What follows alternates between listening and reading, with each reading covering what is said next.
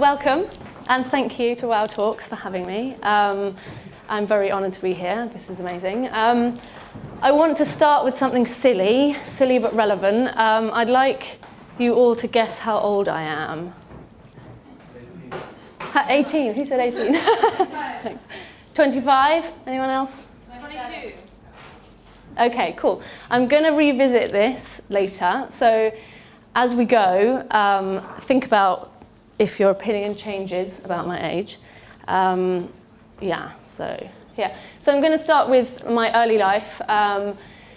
I had a very kind of bohemian upbringing. When I was a couple of months old, my parents bought a bus and we painted it all bright colours and we went travelling around and we lived in the circus. Everything was all very creative and kind of free-flowing and peace and love. So I've always kind of been in that kind of environment that I felt I want to do something creative with my life. And I've always known that, but that wasn't necessarily my path the whole time. So I left school when I was 16. I only started school when I was 10. I was homeschooled up until then. And I left with the idea to go to college. I was going to do interior design, blah, blah, blah. I did it for a year and I hated it because it was all very rigid and very structured and everything had to be measured, and that's just not how it worked. So I left and I decided that I was going to just live my life, have a job, be with my friends, buy clothes, go out, blah, blah, blah, until I decided what I wanted to actually do with myself. So eventually, after a couple of years of working in shops and bars and whatever, I got a job working in insurance, which wasn't what I wanted to do, but I needed to pay my bills and everything, and so I was just going along with it. And I ended up working in insurance for just a bit less than a decade. So eventually I was really unhappy with my life, and I felt like, okay, now it's my time to do something creative. And I always had a very kind of out there style, and I'd had pink hair for 9 years, and people always used to tell me, oh, you should be a stylist. I was always telling people what to wear all the time, and I kind of thought, well, I don't really like the idea of styling. I kind of didn't understand it, I suppose. I didn't know fully what it was. I kind of associated it with image consultancy, which I didn't really like. I didn't really want to buy into people's vanity, and I didn't really know the creative side of it. So I opted to go and study fashion design because I felt like that was more creative and that was more me. But then, as it turned out, I didn't actually like fashion design either. So I stopped doing that. But in the meantime, why does it go so many every time? I just want one. This one. So as I was studying fashion design, I'd styled a few shoots. This is something that I made on my foundation course, and we had to photograph it and style it. And I really enjoyed the styling side, and it kind of opened my eyes to what styling really was, and it could be very creative and very editorial and very theatrical and very interesting. And so while I was studying and in my early years in the industry, I tried my best to work with only photographers and makeup artists and models and people who I wanted to produce really good work right from the beginning, so that I could still feel proud and have it in my portfolio for years and years and years. And a lot of this is still in my portfolio and is still on my website. And this is, stuff that I did yonks ago, tests and so on. So all the while that I was studying part-time, evenings and weekends, and I was still working in insurance. And there were times when I was kind of like, I would stay up all night making costumes. For example, one time I was making costumes for a music video, and we were shooting it in the night. And I stayed up all night making the costumes, and then I went to the office for a full day of work in the city. And then I went straight to the shoot, shot until 4 a.m, and then went home, had 2 hours sleep, and then went back to my office job again for another full day. And as it even turned out, the scenes that featured my costumes were edited out of the final music video. And there's just relentless things like that you have to overcome, and you just feel like, okay, so I love doing this.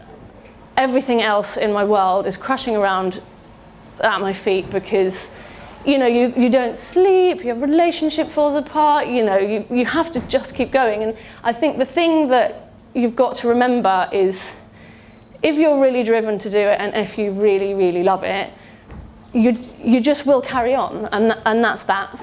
3 years into freelancing, this is a selection of my commercial clients. And I feel like it's a short period of time to have been freelance. I took the plunge to go freelance after having, so many nightmares with my finance job, and it was just enough. And I thought, okay, I'm going to go for it. I'm going to take the plunge. I didn't really have enough client base to kind of go for it, but I went anyway. And I thought, I'll do some temping if I have to, but I didn't even need to. So that was brilliant. And that worked out really nicely. I've been really fortunate with all of that.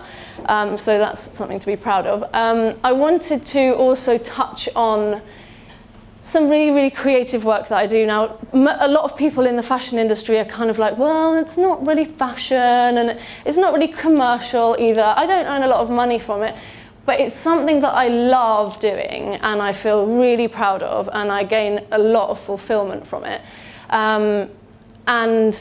So I just wanted to touch on that and say, if there's something that you feel isn't necessarily even that relevant to your job or whatever, but you just love it, just go for it. It can be something that you just get a lot of, rewards from in the end for yourself.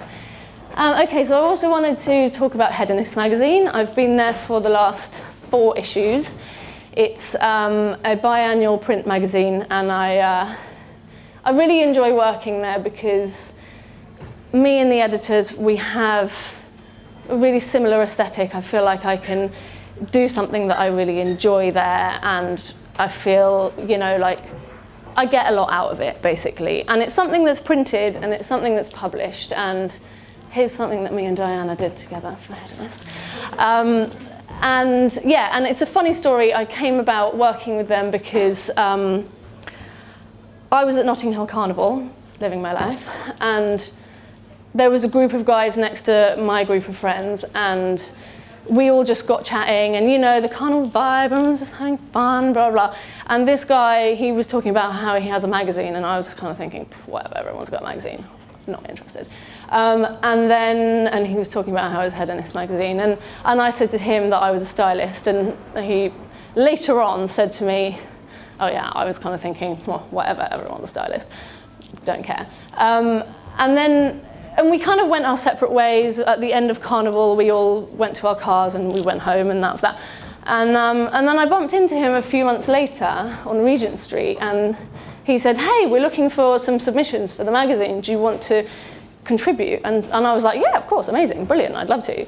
And I did, and I contributed, I think, 90% of the fashion stories for that particular issue. And then he just said to me, do you want to be in-house? Do you want to become a fashion editor? And I was like, of course, brilliant, what a platform, amazing. So grateful. So that's kind of my story. So I'm going to revisit now, how old do you think I am? Any changes? 75. 95, I'm 95. No, I'm turning 31 in a month today. So I wanted to talk about this because I get a lot of people, the majority of people that I work with or come across just generally in life think that I'm a lot younger than I am and treat me really differently. And I feel like it's really important to treat everyone the same. If there's an assistant on the shoot, why would you treat them differently with less respect? Why would you patronize them? You don't know who they're going to become, and you might be trying to get a job off them one day. And I think, do you want to be that person who treats someone badly and is the diva but fights their way to the top regardless? Or do you want to just be someone who has kindness at their core and treats everybody the same and with respect? And I think that's really important as a freelancer, to just be really kind and just be really just lovely to everybody. I think there's no reason not to be. It costs you nothing. So who do you want to be? So, I mean, going in with respecting everyone, obviously you don't want to be a diva, but you can be the girl who worked in insurance for 9 years, and you can be the successful stylist and fashion editor. And it doesn't matter, as long as you have got the drive and as long as you have got the commitment and it's just something that you really want to do regardless. Everything else just falls by the wayside. Obviously you will be yourselves because you can't do anything else. But who do you want to be? Thank you.